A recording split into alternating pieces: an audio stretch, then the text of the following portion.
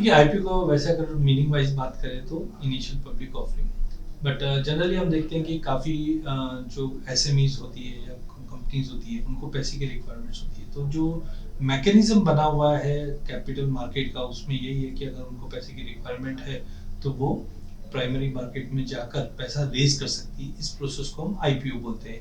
यहाँ पे कंपनी को जो भी फंड की रिक्वायरमेंट है अकॉर्डिंगली ये मार्केट में अपना एक ऑफरिंग डालते हैं और जो निवेशक जिनको निवेश करना है उसमें वो एप्लीकेशन देते हैं तो उनको उस कंपनी का शेयर मिल जाता है। तो इस प्रोसेस को आईपीओ बोलते हैं और काफ़ी पुराना है और हम देखते हैं कि एवरी ईयर काफ़ी आईपीओ में पार्टिसिपेशन भी है और जिससे इकोनॉमी की ग्रोथ भी होती है, क्योंकि विन विन सिचुएशन इन्वेस्टर के लिए भी हो जाती है और कंपनी के लिए भी हो जाती है। देखिए कभी भी जब हम निवेश करते हैं तो सबसे पहले तो आपके जो इन्वेस्टमेंट एडवाइजर उनकी सलाह लेना बहुत ज़रूरी है, बट इसके अलावा भी आप डू डोंट्स हमारे खुद के हम करके चल सकते हैं निवेश करने से पहले। सबसे पहले आपको समझना है कि कंपनी करती क्या है, क्या उसका प्रोडक्ट मार्केट में वायबल है या क्या उसके फाइनेंशियल्स है। तो आज की डेट में पहले तो ये इन्फॉर्मेशन मिलने में बहुत समय लग जाता था या सोर्स प्रॉपर नहीं रहते थे, बट आज की डेट में इंटरनेट के युग में काफ़ी वेबसाइट है या एक्सचेंज के या सेबी के वेबसाइट पे भी अगर आप जाते हैं तो वहाँ पे कंपनी की जानकारी मिलती है कि वो क्या प्रोडक्ट बना रही है, कब से बना रही है, उसके फाइनेंशियल्स क्या है।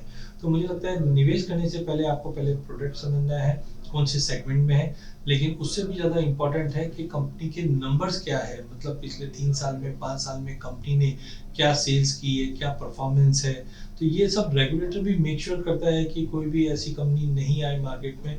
इसके लिए डू डोंट उनके लिए भी है, बट आपके लिए भी यही है कि आप पहले कंपनी की बैलेंस शीट देखिए, क्या उसकी प्रॉफिटेबिलिटी है, कितने साल से काम कर रही है, और अपने जो इन्वेस्टमेंट एडवाइजर है उनके साथ सलाह मशवरा करके आप निवेश कर सकते हैं।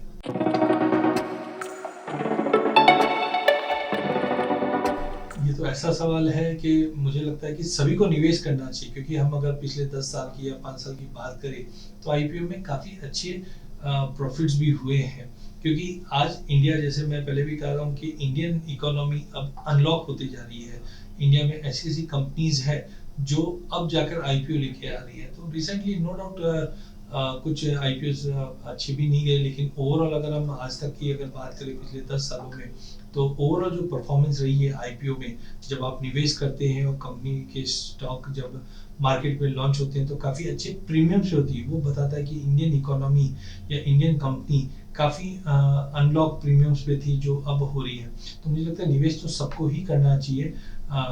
इनफैक्ट हम तो सलाह देते हैं कि जो नए निवेशक है, बहुत बार मार्केट में हम देखते हैं कि जब नए आईपीओ आते हैं तो वहाँ से भी वो एंट्री करके चल सकते हैं। और एक अच्छी चीज़ ये भी है कि आज हमारे जो रेगुलेटर है उन्होंने सभी तरीके से जो भी केआरए करनी होती है कंपनी की वो कर कर फिर लॉन्चिंग पैड पे लेके आते हैं। तो मुझे लगता है सभी को निवेश करके चलना चाहिए और बेहतरीन रिटर्न की एक अच्छी अपॉर्चुनिटी बनती है।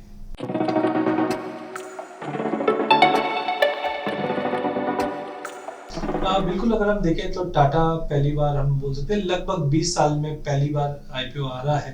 तो जो मिलेनियल्स भूल चुके हैं कि टाटा में मुझे निवेश करना है लेकिन नई कंपनी कब आ रही है, तो डेफिनेटली टाटा टेली जो है इन टेक्नोलॉजी है जहाँ पे आप निवेश कर सकते हैं। और टाटा का एक ब्रांड वैल्यू भी है और हमने देखा भी है कि टाटा के जितने भी स्टॉक्स है उसने काफ़ी अच्छे परफॉर्मेंस भी दी और इंडियन इकोनॉमी वैसे भी आउट परफॉर्मिंग है।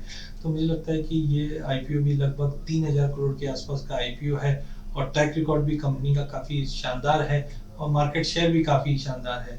तो मुझे लगता है कि एक अच्छी अपॉर्चुनिटी एक न्यू बिगनर्स के लिए भी है और जो ऑलरेडी निवेश कर रहे हैं उनको भी मुझे लगता है कि टाटा के इस आईपीओ में निवेश करना चाहिए। नंबर्स डेफिनेटली हमने जो पास्ट नंबर्स देखे हैं वो काफ़ी लुक्रेटिव है और वैल्यूएशन भी काफ़ी अच्छी है। हम उम्मीद कर रहे थे कि हायर वैल्यूएशन पे ये आईपीओ आएगा, बट जो इन्होंने प्राइसिंग रखी है वो काफ़ी अच्छी डिस्काउंट में है जो निवेश के लिए काफ़ी अच्छी है, जो आगे जाके वैल्यू अनलॉक करती हुई दिखाई देगी।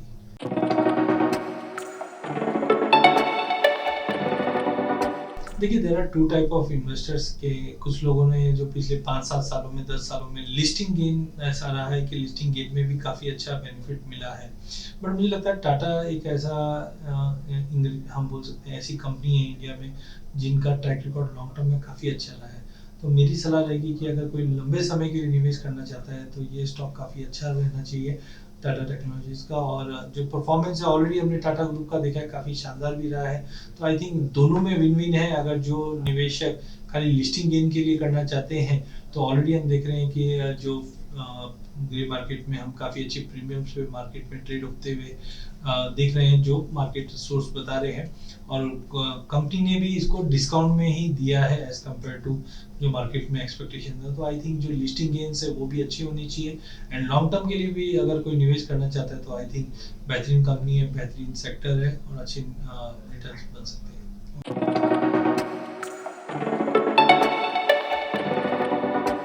देखिए कैटेगरी ऑलरेडी रेगुलेटर ने बनाई हुई है। ज़्यादा करके हम देखते हैं कि रिटेलर्स रिटेल कैटेगरी में जाते हैं।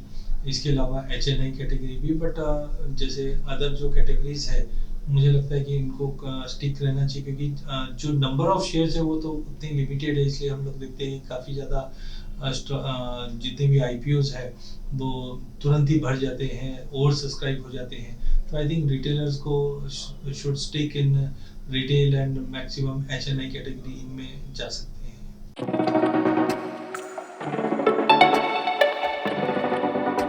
काफ़ी है, देखिए पिछले 5 सालों में अगर हम देखें तो लोगों का रुझान IPOs में काफ़ी बढ़ा है प्राइमरी मार्केट के अंदर। और हमने देखा भी है जो लिस्टिंग गेन के लिए भी काफ़ी लोग निवेश करते हैं। तो बहुत बार हुआ है हमारे साथ भी कि हम जब लॉन्ग टर्म निवेश के लिए IPO में जब हम इन्वेस्ट करते हैं तो बहुत बार एलोकेशंस नहीं आते। बट दैट डजंट मीन्स कि मैं IPO में अप्लाई नहीं करूं, बिकॉज बट डेफिनेटली अगर अच्छी कंपनी आती है तो सब्सक्रिप्शंस फटाफट भर जाते हैं, ओवर सब्सक्राइब हो जाते हैं। But you should invest in IPO। और मोस्टली हम देखते हैं कि घर के सभी मेंबर्स के डीमैट अकाउंट होने चाहिए और सबको निवेश करना चाहिए।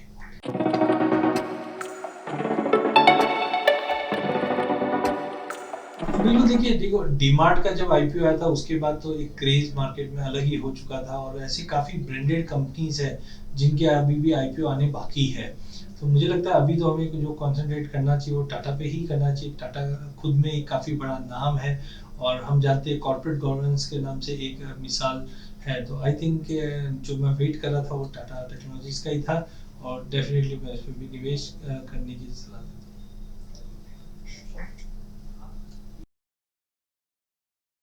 Investments in securities market are subject to market risk. Read all the related documents carefully before investing. Read full disclaimer on www.cadiacapital.com.